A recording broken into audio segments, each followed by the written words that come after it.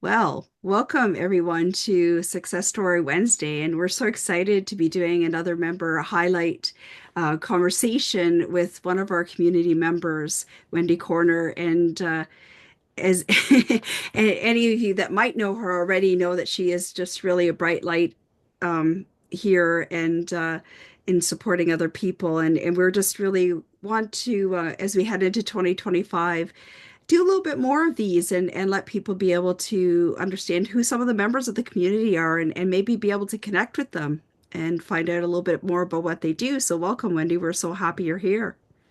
Thank you very much for inviting me. Such fun. So maybe Wendy, you can maybe tell us a little bit about what you do and what it is that your mission and vision for you and for the world. Okay, well, I'm about bringing authors and maybe people who haven't quite got to the author stage out from behind the pages of their books and onto stages. You'll see from my thing from page to stage. Sometimes people haven't even got that far yet. And I'm finding, particularly at this time of year, there are a lot of people who said, I'm going to write a book. I'm going to write a book. And you kind of say, you know, you said that last year. What about the year before? And so that we're backtracking a bit. And I'm actually just introducing a new program called From Promise to Page. I've been promising myself to do this. And now I'm having an opportunity for being part of a very small group. Accountability and masterminding. Let's get something done. Only for 4 weeks. It's not a big commitment. So that's where we're starting. So we got the from page, promise to page. Then when we get this thing to publish, we can go from page to stage. What are the right stages for each individual? Because sometimes, audience, if you don't already know this, Jan is one of my guests on my podcast From Page to Stage. I don't know when this is going to air, but Jan's podcast airs tomorrow. Ooh, ooh, ooh. Yeah. The point is that some people are very much of in the rah bit, can stand up on stage of 2,000-3,000 people without batting an eyelid, sometimes even more, and others of us go, no, thank you. We can do the one-on-one conversation, which is why we get things like podcasts and these wonderful conversations like this. So where's the best stage for you? That's what I'm about. That's so amazing. And it's like, well, I'm glad you mentioned that. So it may not, this may not necessarily air in the same time frame, but definitely, if you have thing you can definitely share in the community for the Success Story Wednesday about where people can find your podcast with Jan, because that would be awesome to be able to highlight Jan as well. So And I love the first idea of like how often people say they want to write a book or they have, because I think that each person has a story. We all have stories, we all have our lives. Really, that's all a story is your life experience. Unless you happen to be, I mean, it could be even be if you're writing a novel, because usually we use our own experiences to write anything. But I love that idea of being helping people to kind of express what they have inside and share it in a different form into the world, whether that be via the page or via the stage, um, or via, like in Mary Jane's, beautiful example, or via art.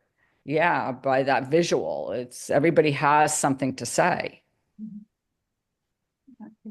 It's the creativity. And I think, I don't know about you ladies, but when I was growing up, creativity was all about the art. And give me a pencil or a paintbrush, and I'm not the most talented, I'll be honest. Mary Jane has seen my most proud work of what I call a menopausal dragonfly. Perspective's a little beautiful. out. Don't listen to her. Rotund of body, shall we say. Now that's creativity on that department, not my strongest suit. I can sing, I play the flute. Put me in a kitchen with a load of ingredients and I'll come up with something usually pretty scrummy. And on the page, and yeah, I do a little bit of stage work as well. That's where I am most creative. So I'm glad you pointed that one out, Jan, because it's not all about the art. No disrespect to you, Mary Jane, but I mean, a lot of us have grown up with the idea, well, that's the only form of creativity there is. Yes. Not the case. No, absolutely. And that's you bring up an interesting point because when I was starting out with my own creative studio within the past couple of years, that was a few people that came that were looking to do logos and brand development, and they were feeling totally overwhelmed because they had their beautiful missions and visions, but had no idea of how to put that out into the world. And they said, well, I'm really not creative at all. And I'm pretty sure my jaw dropped to the table because I thought, but we're all creative. And then the light bulb went off and I went, oh, they mean artistic. And so that's what I pointed that out to them. I'm like, no, creativity is not. I said, you are creative. You've created your own mission and vision, your own beautiful sense of what your business, your entrepreneurship is going to be. I said, no, you're creative. It just doesn't come out maybe in the artistic form, but that's okay. Baking, cooking, any of these things, music, dancing, any of these things, it's all creative. It's just expressed differently. So I love that you provide the thing. And don't listen to her because I actually quite liked her. Well, I actually called her menopausal dragonfly, but the dragonfly, I thought I quite liked it actually. So beauty's in the eye of the beholder, right? So it's like it's all subjective. I'll be honest, I'm quite fond of her. Yeah. But I think it also becomes about the process Yes. of the expression of whatever you're doing, as opposed to getting, Mary Jane works on this with me a lot, but just this idea of getting attached to the way it looks or to the outcome. And I think if anybody has anything where they do write or they journal or whatever, there's a lot we write that we never put out there that is part of the process of, getting it out on paper or, and so it's becomes much more about the journey versus the final result, which I think a lot of times when people are, they attach to that final result where, it's like, oh, well, it doesn't look exactly like how I wanted it to look. That's me, getting attached to a certain outcome. I can tell when. So how are your programs set up now, Wendy? Like if you have these two, let's say, parts. Well, the from promise to page, we've got one group that has just come to an end. They're very small, intimate groups, so there's only 4 people in the group. So that you get to know the people in your fellow authors, because then you get to know their work, you get to know who they are, you get a bit of feel for them, where they're coming from, and this is where the mastermind bit comes in, because we're all contributing to the does it make sense? Have you got a through flow? And I say that very deliberately, otherwise my teeth don't get in the way, and supporting each other to come up with ideas and I mean, book covers and things. Mary Jane had a little bit of a when I messaged her yesterday. Yes, I was saying. It's gone from 1 volume to 4. And you go, what? This is part of the conversation that we had on Monday. But the reason I'm mentioning that is because I had 3 people sign up to this group, and of those 3, 2 of them have wanted to carry on. They found it so powerful that they wanted to say, okay, we'll do it. We'll do another month. See, the point with this one is it's not a commitment for a long time. You commit for 4 weeks. If after 4 weeks life gets in the way and you decide, no, I don't have the bandwidth for this, that's fine. You put it to one side. You've made a start and you can always come back. So that's the way that's run. The promise to page is the thing, because as I mentioned in my preamble that a lot of us have been saying this for a while. And it's when you make that commitment, and particularly at this time of year, the new you, new year, new you, new resolutions, intentions, goals, whatever. The way that I'm framing it is particularly this time of year, but it can be at the beginning of any month, it can be halfway through the month, it doesn't have to be any particular date. So that's the way that bit is set up. When people have got a book together, now it depends also, then we could talk about how you actually get it published. Are you going down the roads of self-publishing, Kindle, all of that jazz, the Amazon self-publishing? Are you going down the routes of a traditional brick and mortar publication? How are you planning to do it? Because the first one doesn't cost as much money, gets it done quicker, and you retain the rights. Second one, they do a lot more of the publicity. You have to do all your own marketing in the first one. The second one, they do a fair amount of publicity, but they'll only take you on if they think they can make some money out of you, basically. You don't retain the rights to your manuscript. They do. And they can block you at any time. They can access a print run. They can pull it off the shelves. So there are things to be considered on that one. Then there's also, after that, it's a case of you've got your manuscript, it's published, great. Now, how do you want to take it forward? What's the best stage for you as a person and your audience? Where do they hang out? How can you expand on that? So that's where the from page to stage comes in. I look at each individual person. This is not a one size fits all program. This is pretty much, okay, let's spend the next 3 months together. What's it going to look like for you? Where do you want to go? And we look at the skill set required for the different stages. A lot of people come to me from as we mentioned earlier, the introverted, shy. I don't want to do the public speaking thing at all. And so my first thing is, let's get some rungs on the ladder, runs on the board. Give you some quick wins. Let's do a podcast. This is where my podcast comes in handy, because I can give people that opportunity to experience it for themselves. It wasn't that bad, was it? You did it. And then we look at, well, how can you make the most of your podcasting experiences? Who can I introduce you to? How do you get the best out of it so that you are remembered for all the right reasons, you're rebooked and referred? Because within the podcast community, people talk. So if you've had a client, if you've had a guest who's been a lot, they've been hard work, podcasters get to know each other and go, oh, so-and-so's applied. What do you reckon?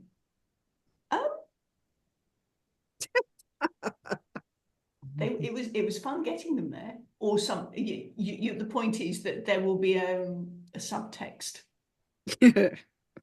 So that's why I'm saying you want to be remembered for the right reasons. Absolutely. And then you can go on to other stages after that, depending on what suits you as an author, and also where your audience hang out. Because I'm after stretching people.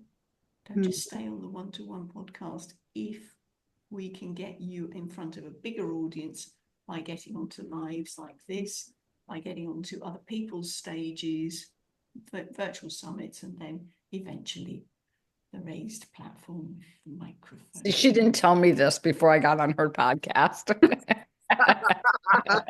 I'm sitting there going like, you want to go. It really does. Yeah. That's the way it flows. It's gradual, and it sounds like it's very personalized to, It is. where the people, dream of going, basically. Or maybe not dream, but eventually, hopefully, they dream of going. I think as they build confidence, it's all about building, that solidity of voice. But speaking of going places, Wendy Corner, what have you been up to this past, I could say lately, but it's been this past year, I think. Yes. Well, I kind of got a nudge from the Almighty that I was going on an adventure in 2024 to write a book, My Life with 20 Kilos. Those of you in America, that's 44 pounds. I give the provider now that it's got nothing to do with travel, it's got nothing to do with weight loss, and it's got nothing to do with drugs. Because my appreciation is that for the American market, they hear kilos and they think of cocaine. Honestly, no. It's about looking at what living intentionally. So sort of, if you like, letting go, living lighter. What is it that you are holding on to, whether it be physical, hence the 20 kilos, my weight limit on the plane, whether it's those mental scripts, the emotional baggage that we carry around with us, which honestly weighs far heavier than this stuff. What about the spiritual side of things? I've grown up as a Christian in the UK. The UK is the king, still can't get over the fact that it's a king on the throne now. The king is still officially defender of the faith.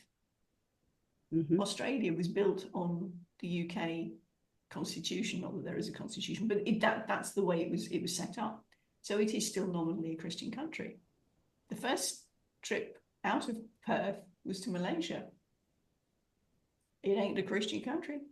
Where I was staying, I had a mosque on one side, a mosque on the other, and a Hindu temple in the middle. Awesome. I had to really sit back and think, what do I believe? What are my beliefs versus the ones that I've absorbed by osmosis, if you like?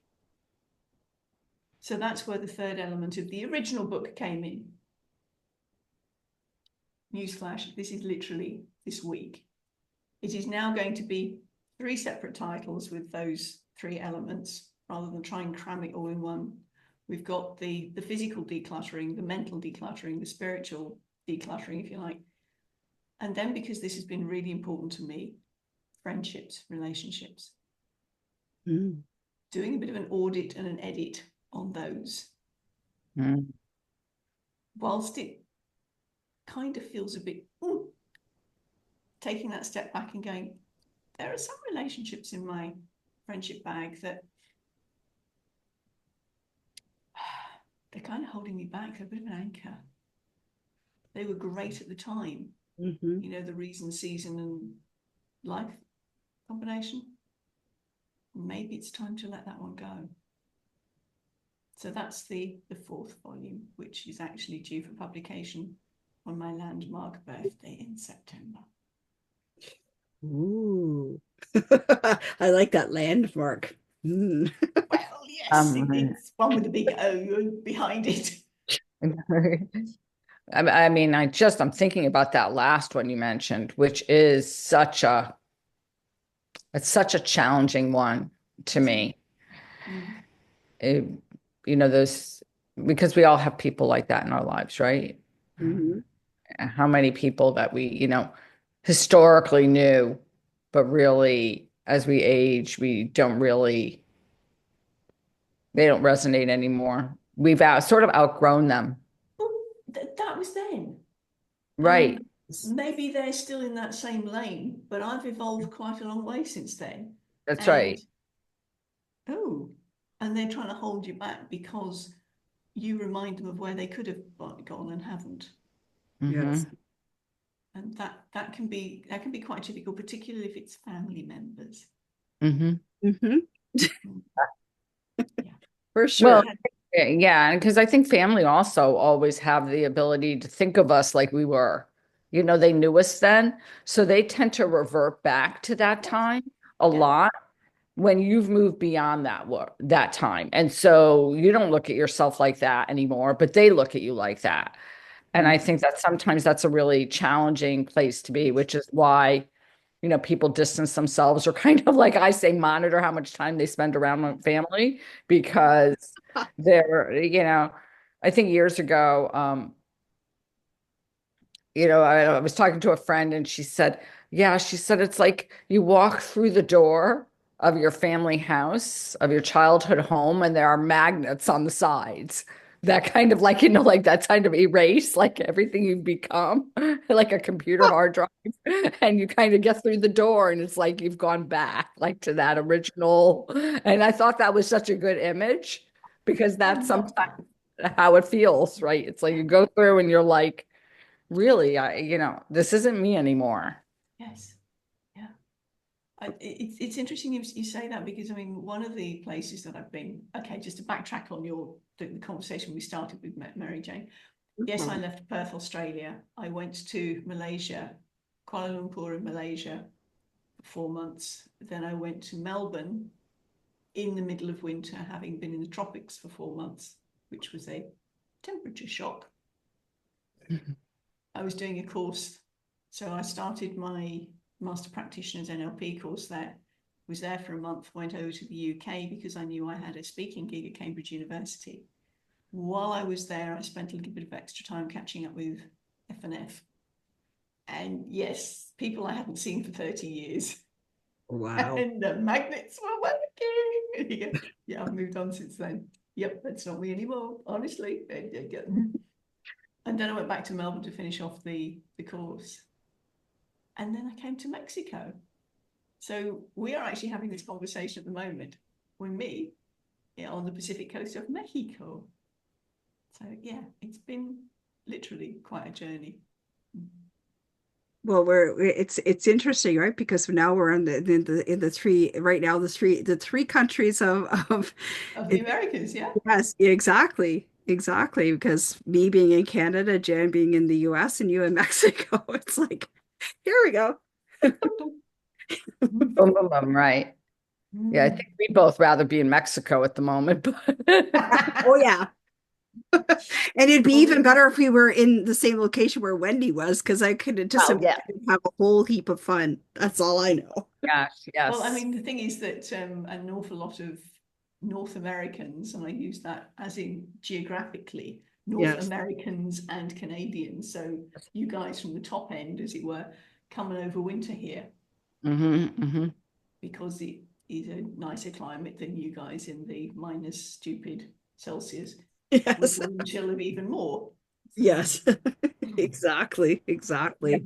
Absolutely. Exactly. Oh, I'm really glad, Wendy, that we had the opportunity to have this conversation today, because I know every conversation I've had with you is just always filled with fun and little tidbits and learnings. It's just seems to be a mutual kind of thing that happens, and I really you know please, like, whoever's listening, please connect to Wendy, because she is just a wonderful person to have a conversation with. And she has a way about her of drawing out the stories that even you had forgotten about. Just say it, right? Yeah, you know.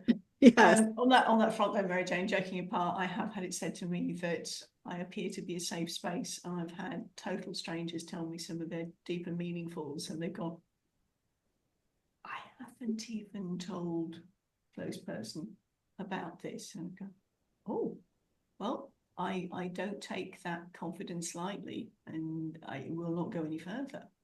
Hmm. So thank you for that. Yeah. Yeah, and so I really encourage you to connect with Wendy, because she's another beautiful soul in our community that we're building together, not just Jan and I, but all of us together.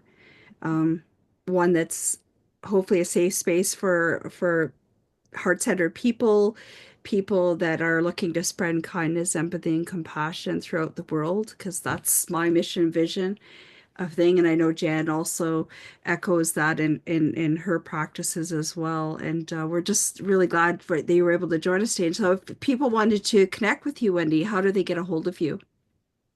Oh, various different ways. I'm on Facebook, Instagram, LinkedIn, Threads. I have a YouTube channel. Cool. So yes, the YouTube channel is probably the most creative. You can see me in action, not only in terms of the podcast, because that's where my podcast is hosted, but that's also where there will be speaking tips as well. So if any of the audience are looking to discover a little bit more, try before you buy, go and check it out. It's dead easy to find. It's simply Wendy Corner, and you can find it from there. But that's probably the best way, because then from there you can contact me any way you like. And I love that, and I know that in our community there are a few people that are either in the process of writing books or have written books. Some of them fiction, some not fiction, and so it's like there's always something new to learn, even for those of us that are kind of going, me write a book? Maybe. If you don't think you're any good at the writing, but you're okay at talking things out in your mind, and I just tell you, this is a wonderful tool.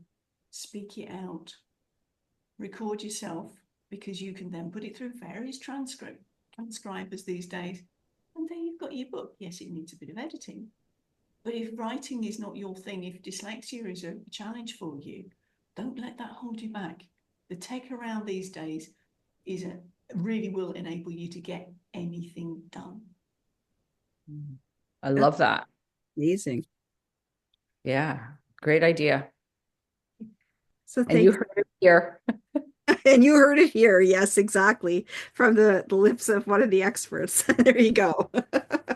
No excuses, guys. It's in there.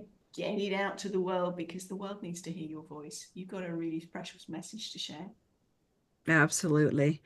Thank you, Wendy, so much for taking time today to having a conversation with us. And we're really looking forward to, doing more of these in 2025, so that members can learn a little bit more about each other and be able to connect and hopefully feel inspired. That's the whole thing, right? And build a community together, all of us together, because that's what we're building. So I Thank you love much that. for Thank you so inviting me. much. Thank you so much. Thanks, Wendy.